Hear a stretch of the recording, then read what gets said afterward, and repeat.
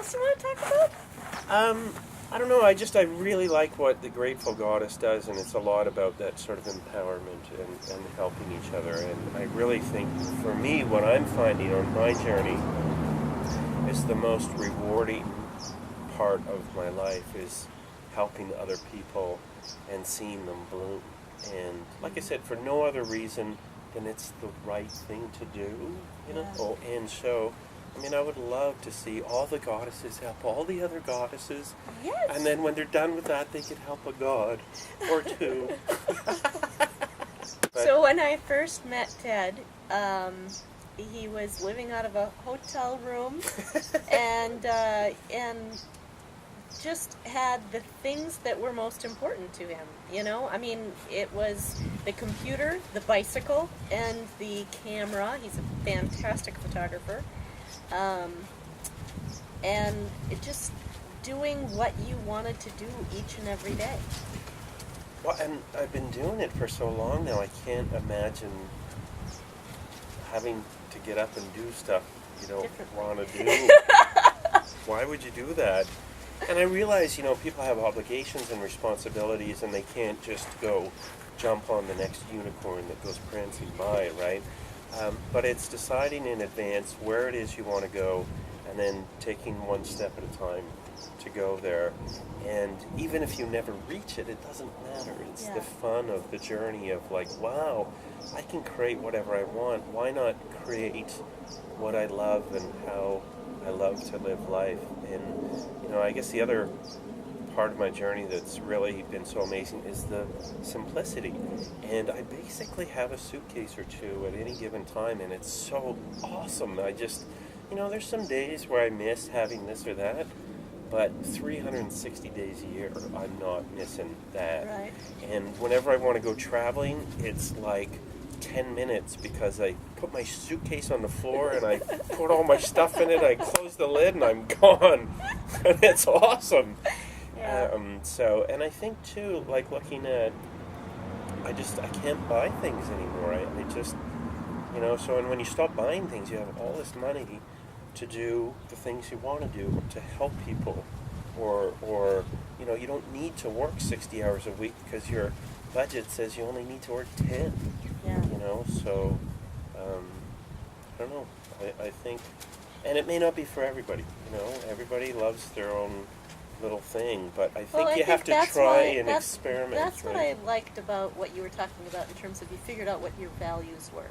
Mm-hmm. And then you spend according to your values. Mm-hmm. And if more people did that, they wouldn't see such a financial drain on things that they aren't even consciously aware that they're spending money on things that are not top priorities and values for them. Yeah.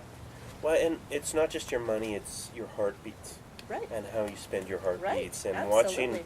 watching my brother go, you know, get buried, I'm just like, oh my God, what are my heartbeats? And you have about 3 billion in your whole life, and I think it's about 400 million a year. So each year that you are spending time not doing what you want to do, you're wasting 400 million heartbeats. And you can spend your money and earn your money back, and you may be able to make some time back, but you can never, ever earn your heartbeats back. And I'm sure you've all had an experience where someone you know very close to you either gets sick or passes really quick, either from disease or car accident, and you go, wow. And it's like, what if that was you and you don't get to go, wow? You know, so Big wake-up call. It's a big wake-up call, and it's just, life's about having fun. It's like, what? How could you argue with that philosophy? I don't get it. I mean, I'll talk to people and they'll be like, "Rah, rah, rah, rah, rah," and it's like, why are you arguing for not fun? Like, were you captain of the debating team, or like? So what's your definition of success? My definition of success for me is being free to do what I want and hang out with who I want, when I want, whenever I want. So that if you said, hey, there's a great band in New Orleans, we should go. I'm like, okay, let's go. And, you know, so I don't have a car, I don't have a cell phone, I don't have any bills. And so when you make money in a month, it's your money. You get to do with it what you want, right? So what's it like living in this world without a cell phone? It's so awesome. Oh my God. I found that the only reason people want you to have a cell phone is so that you can do stuff for them. You know, it's like, oh, do you mind picking up some milk on the way? Or it's like a reason for them to be late, because it's like, well, I can just phone them on the cell phone, right? And so I think it's twice in the last year that I've really missed it. But for me, it keeps me organized so that when I go, because I'm traveling by bicycle, I gotta make sure I got my repair kit, my spare tube. I give myself more than enough time to get there. I gotta say one more thing. I was just down in Guatemala, and this is a trend that's happening in our society as well as down there. And I'm at a hostel, and there's 10 people sitting in the restaurant, and they're all on their phones, and none of them are talking to each other. And so this is a new thing in travel, because 10 years ago you would say, hey, where are you from, and what's your life like, and maybe I could visit you sometime, or let's go for a hike. And so they're online. Yeah, I haven't really met many people here, but you should see this cat video I just saw on Facebook. It's like it completely annihilates the connection of travel, and it's sad. Was one of those people that felt like I had to check emails and that kind of stuff. So if by removing it. But you still, I mean, that is the way you do communicate is by email. Yeah, and it's just like, I don't need, there was a time when there was no answering machines, and you phone people and they weren't home, and that was it. You got your chance or you didn't get your chance. And my friends and people who deal with me have no problem with just, they'll hear from me when they hear from me. So. Yeah. So, obviously, when you go to Guatemala and different places, you're flying there, but you actually do long-distance bike riding as well.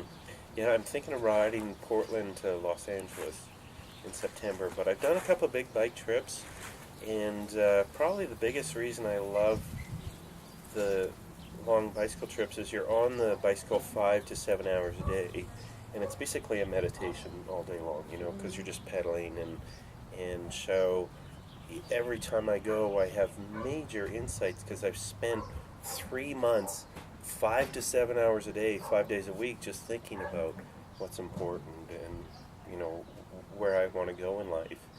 And the first trip that I did, I decided I wanted to be in radio, and I had no training or no experience, and I went to the radio station and I got a job. It was really cool.